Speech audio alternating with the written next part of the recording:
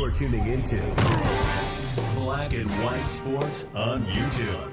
The no-holds-barred truth on sports.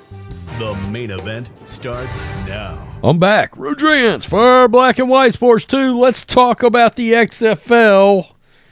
The XFL did see some positive progress in the attendance department this weekend, particularly by way of the DC Defenders, who had a significant increase in attendance from the last time they played in DC. That would be week 1 of the XFL.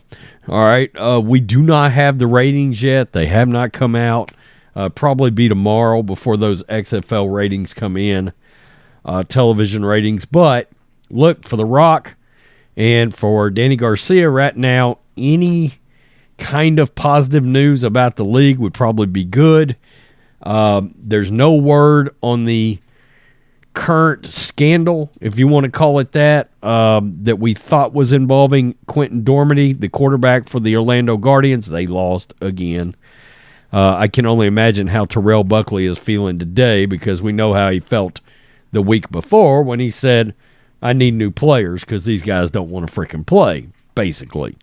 It was a great interview. I mean, I showed it last week, and I appreciate that kind of thing out of a coach. Brutal honesty, and frankly, not afraid to just throw his players under the bus if he thinks there is an effort issue. Okay? So anyway, we got the XFL attendance. It did increase with the DC Defenders. For whatever reason, the attendance continues to go down in Houston.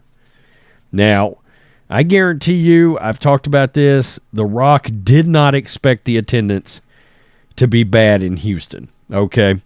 The XFL 2020 did really well in attendance in Houston. We're talking, they're drawing 15, 16, 17, 18, 19,000 a game in Houston, and they're just not doing that. For whatever reason, even with Wade Phillips coaching this team, the previous XFL fans have decided not to come back in Houston. I don't know if it's a situation where, and the weather was nice in Texas this weekend. So I don't know what's caused that. I really don't. I'm interested to see whichever week that the XFL actually has St. Louis at home and San Antonio at home, because that is going to be a really damn huge attendance week for the XFL. Okay, and the numbers will skyrocket. Between those two teams alone, that's probably going to draw 50,000, all right? Then you're going to add in another, well, depending, if it's Vegas, you probably add in another 6,000 fans. And then wherever else, you can figure they're going to add in somewhere around 12. So you could very well look up and have something like a 66, 67,000 fan-attended week for the XFL. NFL Draft Diamonds.com. XFL attendance week 3 had a slight increase, but the numbers are still low. That's correct. DC Defenders get a big increase. That is correct as well. According to Mike Mitchell, the Defenders had a 4,000 person increase in attendance. The Defenders had 12,438 in week 1. Today, they had 16,212 in attendance to watch their team get a win. And I'm going to tell you, DC Defenders look like a pretty good team. And I will say something about this week. The quarterback play got better. It did. There were some nice performances. Ben DiNucci had a big week. A.J. McCarron had a big week. He had 4 touchdowns again for St. Louis. They lost. And they played the DC Defenders. Jordan Ta'amu finally flashed in all of this. So that was good. That was good. That was the positive. So let's get to the overall. XFL Week 3 had a slight increase from Week 2. Numbers are still low. Goes on. We wanted to show what the numbers had been from Week 1 through 3. The average in Week 3 was a little higher than Week 2.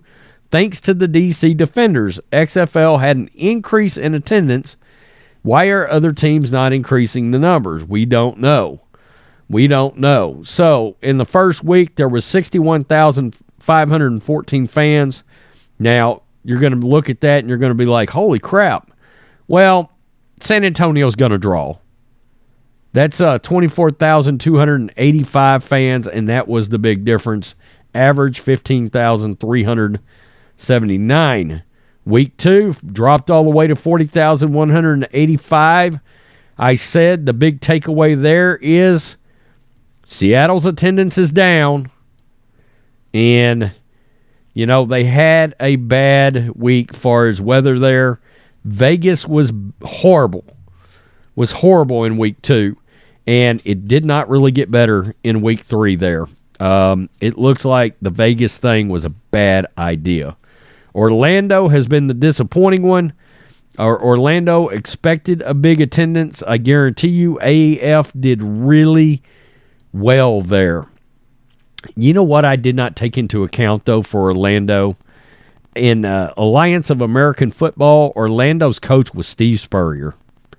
And I have not thought about that.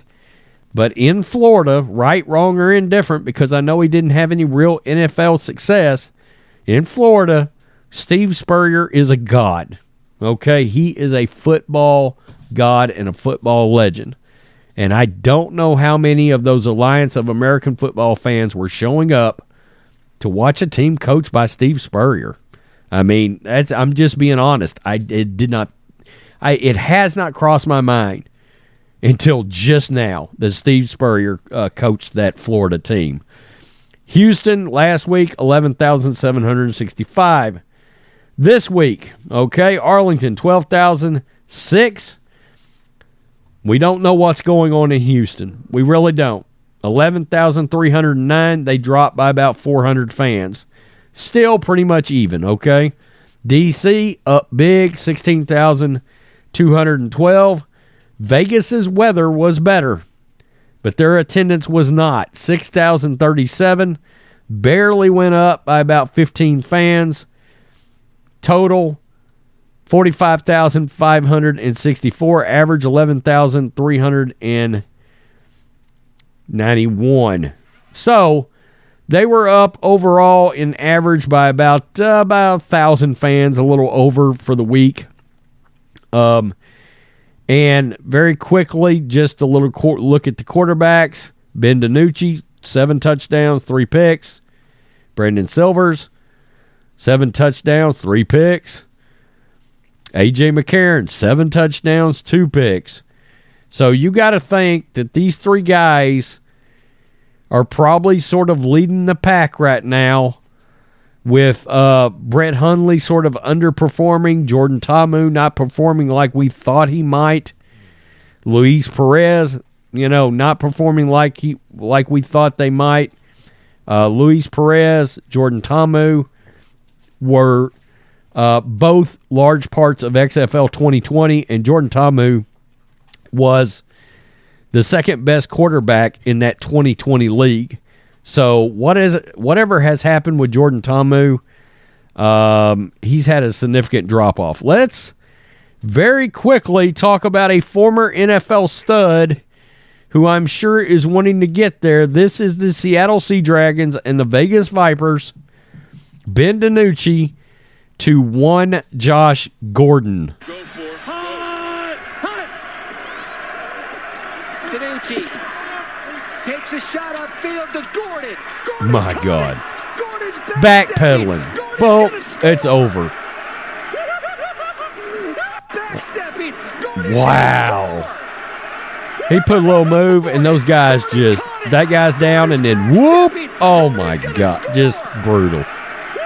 Brutal. Josh Gordon. Yeah, Josh Gordon. My God. That guy had one of the greatest years anybody has ever seen at wide receiver in the National Football League. While I'm thinking about it, shit, we'll just look. This is one of those more all over the page videos a little bit. One Pro Bowl, one All-Pro. Super Bowl title, by the way, for Josh Gordon. This was Josh Gordon in 2013. 87 catches, 1,646 yards, 9 touchdowns. He had a 95-yard touchdown that season. And all you can do is shake your head at what could have been with this kid's career. He just could not lay off the weed. He would not turn away from it. He just would not do it. Now, some could call it the sad part about this or just how it conveniently worked out. Many have said behind the scenes, the NFL has updated its cannabis policy considerably. And one of the takeaways has been if Josh Gordon, if all this would have happened, new policy back when he was getting in trouble, he probably wouldn't have been suspended. Okay, so, and a lot of people bang the drum going, Josh Gordon lost out on a major career over some cannabis. All right, now, I've got no issues with the cannabis thing, but I will say this. If you work for an employer and their rule is you cannot take part or partake, then you should not do it. And it's part of your job to have discipline to be able to push away from the table. I mean, that's just the way I look at it. So what could have been, what should have been, whatever, it's neither here nor there. You get the point. But, man, he had one of the biggest seasons anybody ever saw. Tell me what you think. Black and White Sports 2 supporters, XFL attendance, slightly up. It's going to be big up whenever we see San Antonio and St. Louis in the same week at home. And I'm going, the other two we're going to be interested in going forward. Orlando, are we going to see an increase there? And Seattle, are we going to see an increase there? All right, again, Orlando, big AAF. Seattle, big XFL 2020 attendance. And what is going on in Houston? If you're an XFL fan and you're in Houston, leave me a comment and be like, what is the deal that attendance is down 5,000, 6,000 fans from the last time? I can't help but think there's a section of fans that are like, I'm just not going to get invested because it failed last time. Well, just keep in mind, the 2020 XFL was succeeding. The ratings were good. Even in week 5, the ratings were good. They were strong. And attendance was pretty good in certain cities. And it looked like, at the minimum, XFL 2020 was going to get a 2021. COVID killed it. All right? Peace. I'm out. Till next time. Black and White Network supporters, make sure you go over and check out the Black and White Network merchandise store. 25% off USA First. 25% off USA First. Go now. Thanks for watching the show. Be sure to like, comment, and subscribe. Be sure to tune in next time on Black and White Sports.